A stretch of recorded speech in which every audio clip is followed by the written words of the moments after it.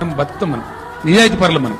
కాబట్టి ఈ 55 లక్షల మంది రైతులకు ఎవరికి ఎంత ఉందో భూమి అంత సబ్సిడీ అందాలి. ఎట్లా అందాలి? నేను ఏం చేస్తా అంటే ప్రతి సంవత్సరం మే నెలలో ఏది చినుకువాడక ముందు రైతుకే డైరెక్ట్ డబ్బు పంపిస్తా బ్యాంక్ ఖాతాలో. మళ్ళా మీరు దఫ్తర్ల చుట్టూ, వాన్ చుట్టూ, పైరవకారుల చుట్టూ తిరిగి ఆఫీస్కి పోతే బట్టి అయితే అదే ఏందైతే మళ్ళీ మొదలయ్య. ఆ బాధ ఉండద్దు అంటే మీరు నాకు సాయం చేస్తే ఆ బాధ పోదు. ఇంత ఉన్నోళ్ళు మనం రైతులం, మనం సహాయపడితే ఎవరికి సాయం అవుతుంది?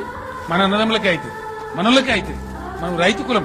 మన రైతు కులానికి లాభం జరగాలంటే మన రైతులమే సహకరిస్తే ఈ 55 లక్షల మంది 56 లక్షలు లక్షల తక్కను రైతు బిడ్డనే ఉన్నాడు, ఆయన లెక్క తీస్తాడు. నేను ఈ సంవత్సరం యాసంగి నుంచి ఇద్దామన్న మనసులుండే, కానీ ఈ లెక్క దొరకకుండా చిక్కిరి బిక్కిరిగాలు మోపాయి, పైరవకాలు మోపాయి, ఉన్నది లేనట్టు రాసి, లేనది ఉన్నట్టు రాసి, అంతే అబద్దాలు ఉంటాయి కదా. అది ఉండద్దు. ఇచ్చినా గాని తెలంగాణ సర్కార్ బ్రహ్మాండంగా ఇస్తుంది రైతుకు.